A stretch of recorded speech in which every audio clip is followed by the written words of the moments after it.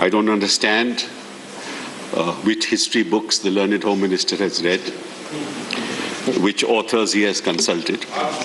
Entire political science. But I would like to remind him of what Savarkar said. The two-nation theory was not our theory. You are going to fulfill it today by the passing of this bill if it is passed.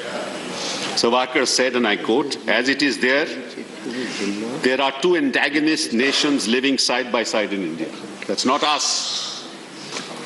Several infantile politicians commit the serious mistake in supposing that India is already wedded into a harmonious nation, or that it could be welded thus for the mere wish to do so. These are well-meaning but unthinkable friends take their dreams for realities. That is why they are impatient of communal tangles and attribute them to communal organizations. The two-nation theory was perpetrated by Savarkar. And this is what Ambedkar said. He said, "Strange it may appear, Mr. Savarkar and Mr. Jinnah, instead of being opposed to each other on the one nation versus two nations issue, are in complete agreement about it." Yeah, shame. Shame. Both agree. Not only agree, but insist that there are two nations in India. One the Muslim nation and the other the Hindu nation. I request the Home Minister to withdraw that allegation, because we in the Congress believe in that one nation. You don't believe in it. Sir, the next point, और गृह मंत्री जी ने सही कहा कि ये एक बड़ा ऐतिहासिक बिल है. हाँ, ऐतिहासिक बिल है, क्योंकि आप संविधान की बुनियाद को बदलने जा रहे हैं. इसलिए ये ऐतिहासिक बिल है. आप हमारे इतिहास को बदलने जा रहे हैं, इसीलिए ऐतिहासिक बिल है. और आपने ये भी कहा कि करोड़ों लोग एक नए सवेरे को कल देखेंगे.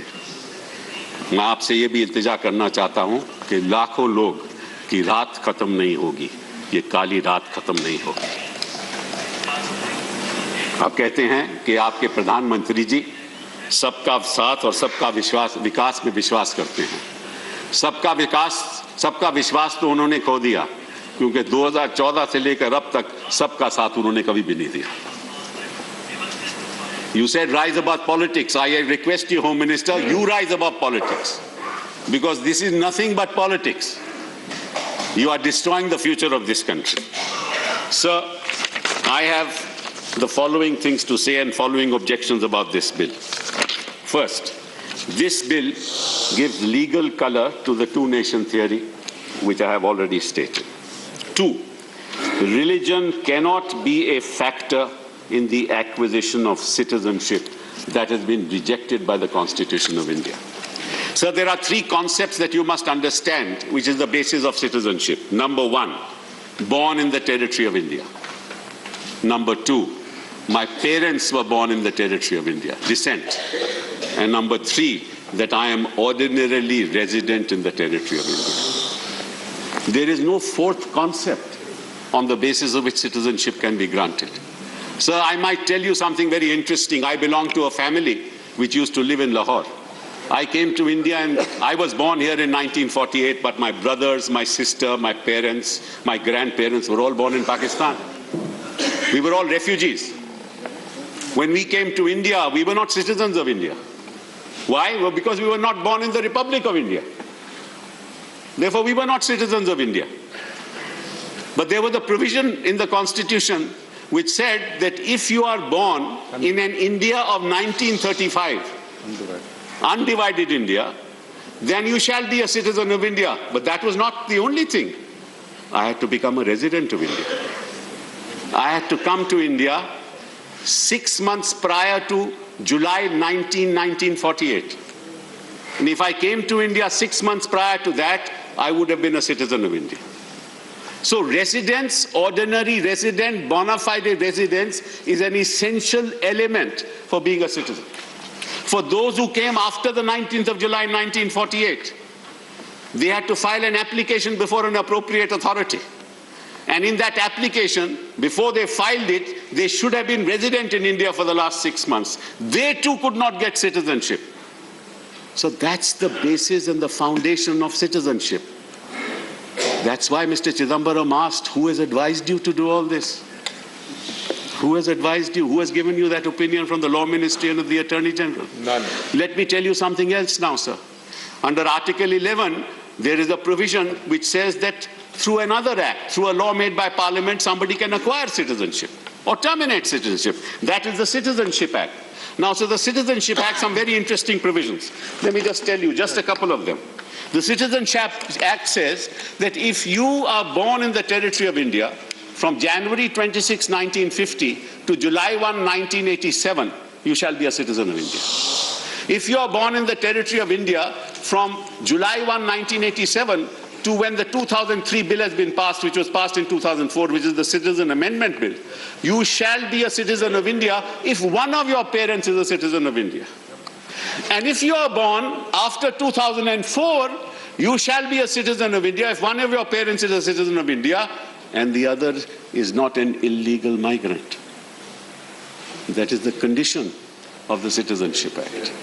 If one of the spouses is an illegal migrant, you can't be a citizen of India. Now, sir, what amendment have you brought? Just think about it. What does your amendment say? Let me just tell you what it says. I'm sure you've read it. Provided that you are making an amendment to 2(1)(b). You say, provided that any person belonging to Hindu, Sikh, Buddhist, Jain, Parsi or Christian community from Afghanistan, Bangladesh or Pakistan who entered into India on or before 31st day of December 2014 and who has been exempted by the central government by or under Clause C of subsection 2 of Section 3 of the Passport Entry into India Act 1920 or from the application of the provisions of the Foreigners Act 1946 or any rule or order made thereunder shall be treated as an illegal migrant, shall not be treated as an illegal migrant for the purposes of this Act. Now please tell me, the Foreigners Act deals with people who are declared to be foreigners. The Passport Entry into Act deals with people who have entered into India without a valid document. And now in your objects and reasons you have said that these are all people who have been persecuted. Where is the provision for persecution in the Act? There is no provision for persecution. There is no provision for persecution.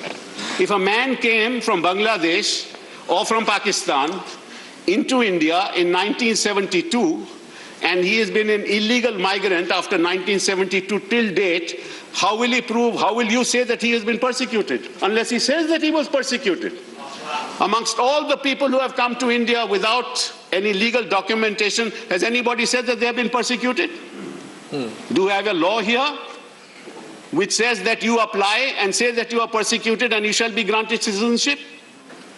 It's very interesting, Mr. Nadda in the course of his speech mentioned Dr. Manmohan Singh and what he said, but he didn't mention what Advaniji said. I wish he had. Because Dr. Manmohan Singh said, look, if people have been persecuted and they have come from our neighboring countries, you must give them citizenship. उनको नागरिकता मिलनी चाहिए. और अडवाणी जी ने क्या कहा? तो मैं आपको जवाब देता हूं. उन्होंने कहा, there are various kinds of allegations made that you are making discrimination between this and that, which we do not propose to do. We always say that a person who has to flee because of religious persecution is a refugee, bona fide refugee, and he cannot be regarded on par with the illegal immigrant who may have come here for any reason, even for economic reasons. If he is an illegal immigrant, he is an illegal immigrant. This is what Advaniji said. Now, if these people are illegal immigrants, on what basis you say that they have been persecuted? Has anybody said that they have been persecuted? There are also other illegal immigrants, I won't name the religion they belong to, who have also come, who are also illegal immigrants. So how do you discriminate between one illegal immigrant and another illegal immigrant? And how do you say, आप कैसे कह सकते हो कि ये लोग तो persecute हुए थे, आपको कैसे मालूम कि वो persecute हुए थे? मैं उदाहरण देता हूँ.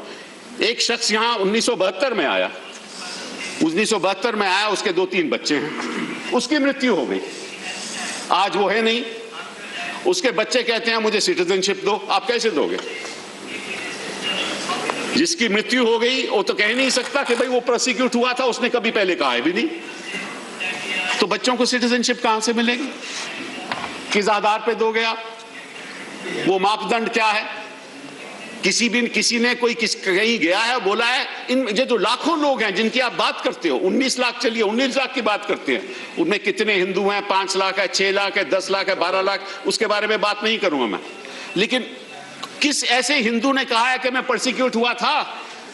आपको साहब बड़ी गलतफहमी है। उन्होंने मालूम क्या कहा है अपने लेगेसी पेपर्स में? कि मैं तो यहां का रहने वाला हूं। उन्होंने सब डिक्लेरेशन दी है कि मैं तो यहां का रहने वाला हूं। आप उसको इस विधेयक के द्वारा झूठ बुला रहे हो।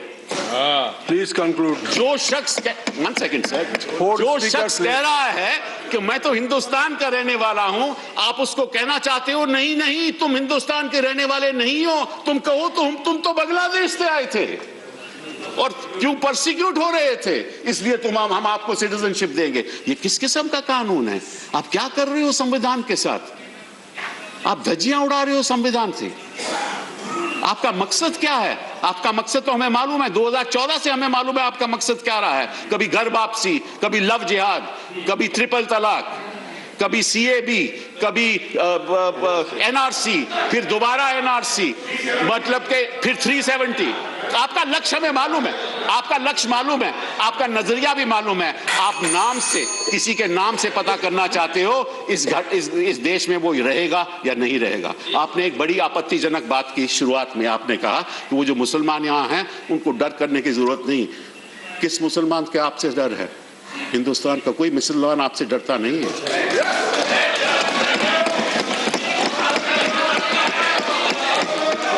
ना मैं डरता हूं, ना मैं डरता हूं, जहां इस देश के नागरिक डरते हैं, ना कोई मुसलमान डरता है। डरते हैं तो हम संविधान से डरते हैं, जिसकी आप धज्जियां उड़ा रहे हैं।